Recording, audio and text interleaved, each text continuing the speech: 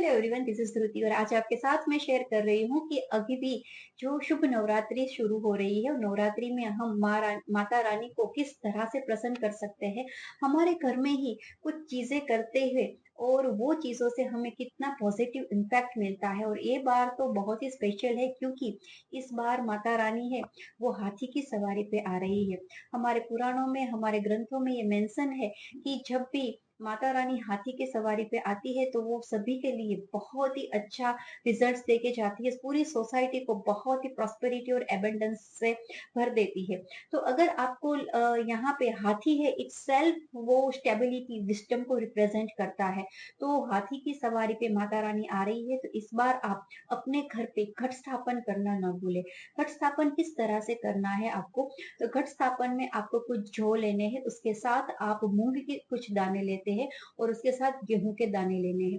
वो लेते हुए आपको मिट्टी में एक मिट्टी का कुल्हड़ ले लेना है आपको, और उसी में मिट्टी के लेयर बनाने हैं, जैसे कि 5 या 7 लेयर आप बना सकते हो। जैसे एक मिट्टी का लेयर लगा दिया, उसके ऊपर जौ, मूंग और उसके साथ गेहूं, ये तीनों को आपको रात को ही भिगो देने हैं और सुबह उसको उसके ऊपर थोड़े थोड़े रख देने हैं। जैसे कि एक मिट्टी का लेयर कर दिया, उसके ऊपर वो जो हमने ग्रेन्स रखे हैं गेहूं, मूंग और जौ, उसका एक लेयर, उसके बाद एक मिट्टी का, उसके बाद सेम अगेन। तो इस तरह से आपको 5 लेयर या फिर 7 लेयर भी आप उसको बना सकते हो। उसके बीच में आपको कलश की स्थापना करनी है। कलश है वो इटसेल्फ ब्रह्मांड का प्रतीक है। वहां पे हमारे पुराणों में कहा गया है कि भगवान विष्णु सभी देवताओं के साथ कलश में अपना वास करते हैं, निवास करते हैं। तो इसीलिए कलश है वो बहुत ही प्रॉस्पेरिटी का प्रतीक माना गया है, एबंडेंस का प्रतीक माना गया है। और कलश के ऊपर जब हम श्रीफल रखते हैं तो वो श्रीफल है, नारियल है, वो ईश्वर की तीनों आंखों को का प्रतीक है, उसको रिप्रेजेंट करता है। और जब वो नारियल के सराउंडेड हम आम या फिर अशोका के पेड़ के पत्ते रखते हैं तो वो एक फर्टिलिटी या फिर प्रॉस्पेरिटी और हमारी लाइफ में प्रोग्रेस को सिंबलाइज करता है। तो इसीलिए ये कलश की स्थापना है वो बहुत ही ऑस्पिशियस मानी गई है।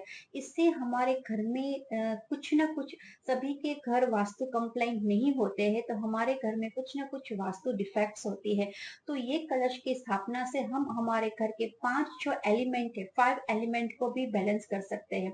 किस तरह से, जैसे कि कलश में हम जब जल भरते हैं तो वाटर एलिमेंट को रिप्रेजेंट करता है। उसके साथ जब हम दीपक जलाते हैं, जो हम अखंड दिया जलाते हैं 9 दिन के लिए, तो एक तो वो अखंड दिया है वो अंधकार को मिटाने की क्षमता रखता है, हमारे घर में से नेगेटिविटी को दूर करने की क्षमता रखता है। और उसके साथ वो दिया है वो अग्नि तत्व को भी रिप्रेजेंट करता है।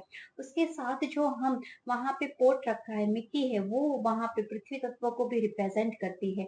एयर एलिमेंट जिससे अंकुरित होते हैं, जो हमने अनाज को बोया है वो जब अंकुरित होते हैं तो वो एयर एलिमेंट को रिप्रेजेंट करते हैं और उसके साथ वो माँ अन्नपूर्णा को भी रिप्रेजेंट करते हैं।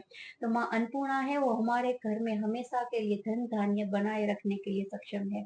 और उसी के साथ जब हम मंत्रोच्चार करते हैं तो मंत्रोच्चार से पूरा आकाश है, वो जो ध्वनि है, वो आकाश का एलिमेंट है, वो भी बैलेंस होता है। तो इसी तरह से हम पांचों एलिमेंट्स को बैलेंस कर पाते हैं जब हम एक ही घट स्थापन करते हैं। इससे हमारे घर में प्रॉस्पेरिटी तो आती आती है बट काफी हद तक वास्तु डिफेक्ट भी कम होती है। तो आप ये जब भी करते हो स्थापन, तो इसको आप पूर्व या फिर ईशान कोने में आप इसका स्थापन करें। अभी मंत्रोच्चार कौन सा करना है, आपको कोई भी मंत्र नहीं आता हो तो आप ओम ऐं ह्रीं क्लीं चामुंडाय विचे का जाप कर सकते हो। जितना भी चाहो उतना चेंट कर लो, बहुत ही इफेक्टिव मंत्र है। और दूसरा मंत्र मैं आपके साथ में शेयर कर रही हूँ, ओम दुम दुर्गाय नमः। दोनों ही मंत्र आपको डिस्क्रिप्शन में मिल जाएंगे। ओम दुम दुर्गाय नमः, ये मंत्र है इटसेल्फ अपने घर में से नेगेटिविटी को रिमूव करने के लिए बहुत ही सक्षम है।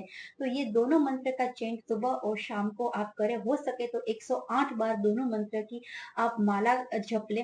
तो ये करने से आपके घर में वास्तु डिफेक्ट भी कम होगा और आपकी लाइफ में आने वाले साल में आपको बहुत ही अच्छी प्रोग्रेस मिलेगी। ये मैं इतने सालों से करती आ रही हूँ और नवरात्रि है वो मेरा बहुत ही स्पेशल और बहुत ही फेवरेट त्योहार है। आप सभी को नवरात्रि की हार्दिक शुभकामनाएं। जय माता दी and thank you for watching.